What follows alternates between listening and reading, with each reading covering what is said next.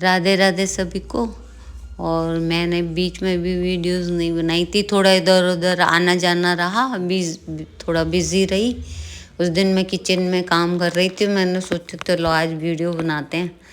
घर में कुछ ड्राई फ्रूट वगैरह बहुत ज़्यादा रखे थे, मैंने सोचा बरसात शुरू हो जाएगी तो चलो कुछ बना दें, बच्चे खा लेंगे, क्योंकि घर की ही मिठाई खाते हैं।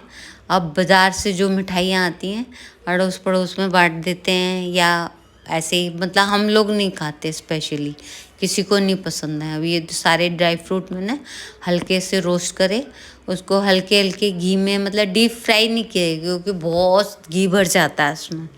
फिर उसके बाद इनको मिक्सी में थोड़ा सा पाउडरी फॉर्म में करके रख लिए अच्छे से, क्योंकि क्या है कि जब आप मोटे मोटे ड्राई फ्रूट डालते हो ना तो बच्चों को कहते हैं कि क्या ये मुंह में आ रहे हैं, घंटों चबाते रहो, इनको अच्छा नहीं लगता। तो मैं ज़्यादा ड्राई फ्रूट्स डालने थे मेरे को, तो मैंने उसको थोड़ा पाउडर फॉर्म में कर लिया। गोंद भी था, काजू बादाम गोंद पिस्ता और यही सब कुछ था, और मैंने सारा उसको पीस के रख लिया अच्छे से। और ये देखो मैं दिखा रही हूँ, ये सब ऐसे कर लिया पाउडरी फॉर्म में, ताकि इन लोग को दिखे ना और वो खाने में बस टेस्ट आए उनका। फिर उसके बाद मैंने बेसन डाला, थोड़ी सी सूजी भी डाली। क्यों? क्योंकि वो ड्राई फ्रूट का जो पाउडर होता है जब वो डलता है तो बेसन में थोड़ा चिपक के वैसा होता है, उसका सूजी का भी थोड़ा डाल दो तो उसका टेस्ट बहुत अच्छा जाता है और टेस्टी लगते हैं एकदम से। तो मैं यही वो बस भून रही थी। एक्चुअली हमारे यहाँ गांव के पास से हमारा दूध आता है और इतना घी मलाई से इकट्ठा हो जाता है उसमें। और फिर क्या करें, तो पहले तो हम लोग थोड़ा मस्टर्ड ऑयल भी खाते थे, अब हमने घर में बिल्कुल मैंने यूज़ करना बंद कर दिया है। ऑलिव ऑयल खाते हैं या घी, थोड़ा सा घी में कर लेते हैं। पराठा भी खाना है तो हल्के हल्का घी लगा के सेक के पराठा खा लेते हैं, या ऑलिव ऑयल में। मस्टर्ड ऑयल बिल्कुल नहीं इस्तेमाल करते, क्योंकि बहुत मतलब प्योर आ नहीं रहा, गंदा आ रहा, उससे और फैट बढ़ता है और कोलेस्ट्रॉल वगैरह बहुत बढ़ता है। अब ये देखो मैंने बेसन भून लिया है, इसमें हल्की सी सूजी भी डाली हुई है। इस तरह से घी ड्राई फ्रूट सब यूज़ हो जाएंगे, और बिना मॉइस्चर के खूब अच्छी तरह से थोड़ा डार्क टाइप का भून के आप बनाएंगे तो आपके 1 महीना लड्डू रखे रहेंगे, आराम से खाएंगे बच्चे। और ये देखो मैंने घी डाल लिया, मेरे हाथ थक गए उसको भून भून के, क्योंकि बाज़ार में क्या होता है जब वो लड्डू बनाते हैं थोड़ा हाथ को गीला कर कर के बनाते रहते हैं, गर्म होते हैं, तो इसीलिए आप बाज़ार के लड्डू 4-5 दिन में गर्मियों में सड़ जाते हैं, फफूंदी आ जाती है उनमें। तो इसीलिए घर के आप जितना भूनेंगे और जितना अच्छे घी में बनाएंगे वो कभी ख़राब नहीं होंगे। मुझे तो लगता है मेरे तो 1 महीने तक रखे रहते हैं। बच्चों का मन होता है और मेरा मन होता है, बीच बीच में एक एक लड्डू खा लेते हैं, बस यही है। ये देखो सारे ड्राई फ्रूट डाल दिए मैंने, फिर थोड़ा सा बूरा वगैरह डाला।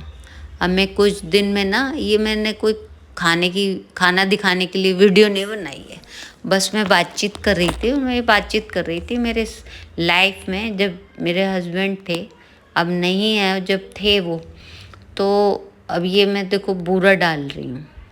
तो उनकी बीमारी को लेकर लोगों ने बहुत झूठ बोले, किसी को कुछ नहीं पता कि उनको क्या हुआ था क्या नहीं। उसमें भी मैं वीडियो बनाऊंगी और मैं बताऊंगी कि उनको एक्चुअल में हुआ क्या था। और वो तो फिर भगवान को बुलाना ही है। बूरे में थोड़े लम्स थे तो मैं उसको छान के डाल रही हूँ बूरा।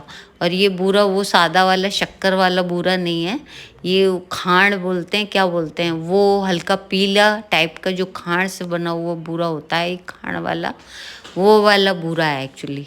और ये भी मोटा दरदरा सा होता है, तो लड्डू जो है थोड़े से दर करने वाले होते हैं।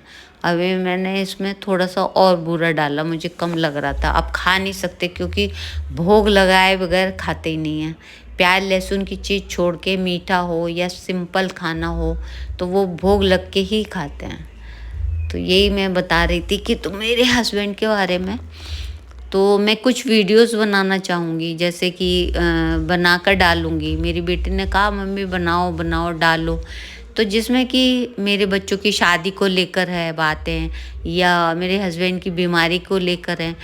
हम चुप रहते हैं तो क्या कुछ भी बोलोगे, कुछ भी अफवाह फैला दोगे। जब से पता नहीं, अलीगढ़ कुछ अलग अजीब सा ही शहर है। यहाँ के लोग तो बिल्कुल ही अजीब हैं। ऐसा लगता है उनके पास कोई काम ही नहीं है, सारा दिन बस हम ही को देखते रहते हैं, कमी ही निकालते रहते हैं। भाई इसमें कमी क्या निकाला है।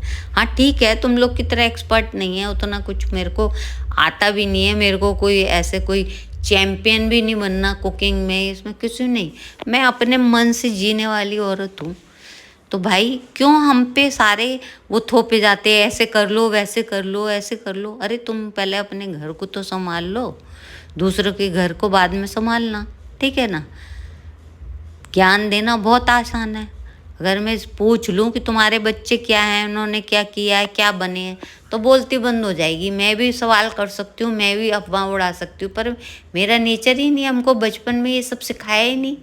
हम तो नानी के यहाँ पले बड़े, उन्होंने हमें ऐसी शिक्षा दी कि कभी झूठ नहीं बोलना है, किसी के बारे में कुछ बोलना नहीं है। जब तक बिल्कुल सीधी सच्ची बात रखी है, जब तक वो बात नहीं हो, हमने कभी बोला ही नहीं है ऐसा कुछ। क्या बकवास कर रहे हैं। अब तो मैं ज़रूरी वीडियो बनाकर एक डालूँगी, एक एक टॉपिक उठाऊँगी जो मेरे साथ हुआ है, और एक एक टॉपिक पे तो आप लोग प्लीज़ शेयर करना। हो सकता है मेरे जैसे और भी लोग हों, उनके साथ भी ऐसा होता हो। कुछ लेना नहीं देना नहीं, हम किसी का बुरा नहीं करते, बुरा नहीं चाहते। अनजाने किसी के साथ कुछ हो गया हो तो हम तो कहते हैं भाई बताओ, कुछ हुआ हो तो भाई सॉरी भी कर लेंगे, माफ़ी भी मांग लेंगे। मगर ज़बरदस्ती वही वाली बात, क्या अजीब टाइप के लोग हैं सच में। कभी कभी ऐसे लगता है हम तो इस सोसाइटी में फिट ही नहीं बैठते हैं बिल्कुल भी। अजीब से लोग हैं ऐसे, कभी कभी जोक की तरह फालतू की बकवास करके चिपक जाते हैं ना, बहुत ज़्यादा समझ में ही नहीं आता कि क्या है। पर क्या करें, उनकी आदत है। लेकिन अब मैं सोचती हूँ कि उनकी आदत को हमारे जैसे लोग हैं ना बढ़ावा देते हैं, कोई जवाब नहीं देते, कोई उनको आंसर नहीं करते। इसीलिए अब नहीं, अब तो मुझे लगता है कि भाई ऐसा नहीं चलेगा और जवाब देना ही पड़ेगा। और कहीं ना कहीं वो मुझे देखेंगे, और मैं किसी का नाम नहीं लूँगी, किसी की बेइज्जती नहीं करूँगी, लेकिन हाँ आवाज़ तो ज़रूर उठाऊँगी और बोलूँगी भी कि क्या बकवास है, क्यों बकवास कर रहे हो। चलो आप लोग बोलोगे क्या ये लड्डू बना रही थी, और देखो मेरे हाथ इतने जल रहे थे ना गरम से, तब मैं वही कर रही थी। देखो अब इसमें ड्राई फ्रूट आपको मोटे मोटे नहीं दिखेंगे, सब इसमें पाउडरी फॉर्म में है, क्योंकि हमें किसी को शो ऑफ तो करना नहीं है। कोई हेल्थ के लिए बनाए हैं खाने के लिए, तो बस उससे कोई फ़र्क नहीं पड़ता कि उसमें ड्राई फ्रूट चिपकाने नहीं है, दिखाने नहीं है। बस मेरे को तो बहुत गर्म लग रहा था। हम तो अपने घर में बहुत मौज मस्ती करते हैं, और मेरे वन लाइनर जो है मेरी बेटी बोलती है कि आप इतना अच्छा हंसी मजाक कर लेती हो इतना, तो वैसे ही रहो, लोगों के लिए बदलना नहीं है। क्यों बदलना है भाई, वो थोड़ी दे जाते हैं हमें खाने के लिए, या हम कैसे रहते हैं क्या है। लोग तो मैंने देखा है शादी के बाद कि ऐसे कपड़े पहन रहे हैं वैसे। हम तो पैदाइशी फैशन में हुए हैं, फैशनेबल कपड़े पहन के हुए हैं। हमारी मम्मी कॉस्ट्यूम डिज़ाइनर थी। Costume designer means fashion designer नहीं, कॉस्ट्यूम मतलब स्विमिंग कॉस्ट्यूम जो होता है ना, वो उसके एक से एक कपड़े पहने हैं हमने, और एक से एक। अब तुम ही गंवार रहे हो, हमसे बैकवर्ड रहे हो, फिर चिढ़ रहे हो। भाई क्यों चिढ़ रहे हो, तुम भी पहनो, और पहन ही रहे हो, तो अब सबकी बोलती बंद है। कभी कभी बहुत गुस्सा आता है अपनी लाइफ में यार। ऐसे लोग सबकी लाइफ में होते होंगे, पर मेरी तो जीना हराम कर देते हैं। अब मेरे हस्बैंड नहीं है तो जीना हराम करा हुआ है। कई लोग तो बोलते हैं कि मैं बच्चों की शादी, मेरे फैमिली के ही कुछ लोगों ने उड़ाया हुआ है कि हम अपने बच्चों की शादी है ना हम कर नहीं रहे हैं। हमारे बच्चे हमको समझाते हैं कि मम्मी हम अपने लेवल से देख रहे हैं, और हम अपने जो सही लगेगा वो ही करेंगे ना। आजकल जैसे चल रहा है, ड्रमों में मार के फेंक रहे हैं, या डाइवोर्स दे रहे हैं, या डाइवोर्स के बाद इतनी करोड़ों रुपए मांग रहे हैं एलिमनी, तो हमारे बच्चे देने को तैयार नहीं हैं। तुम लोग के तो बच्चे जो भी शादी कर रहे हैं, जॉब वाले बच्चे जो हैं, जब शादी करते हैं तो हमें मालूम है कितनी प्रॉब्लम्स आ रही हैं, और शायद हम इतने लकी नहीं हैं तुम्हारी तरह। हमारे बच्चों की शादी हो या नहीं हो, उससे तुम लोग को क्या फ़र्क पड़ेगा। हो भी जाएगी तो भी कोई फ़र्क नहीं, ना भी होगी तो भी कोई फ़र्क नहीं। चलो ठीक है, मैं वीडियो में कुछ डिटेल करूँगी।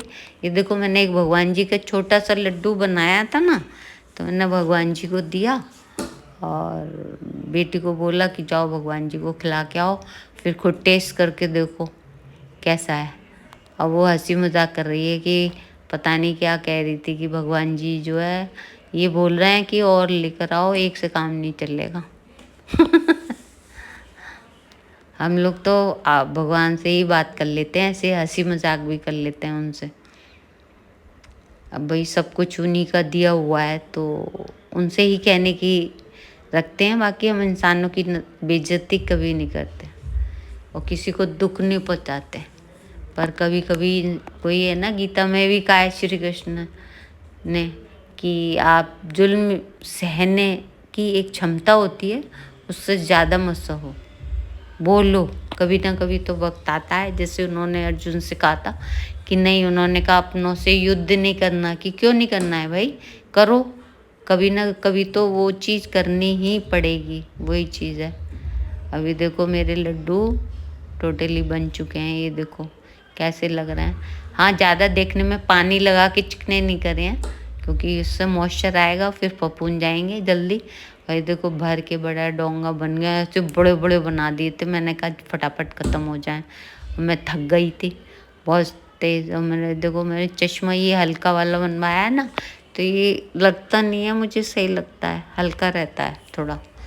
फिर उसके बाद है ना, ये दोपहर में बेटी ने कहा कि अब तुम शाम को किटी में जाओगी तो ऐसा करो कि बाहर उसने भी यहाँ जो है विकास पता नहीं कहाँ से कुछ खाने का ये सब मंगा लिया था, जल्दी खाया पिया।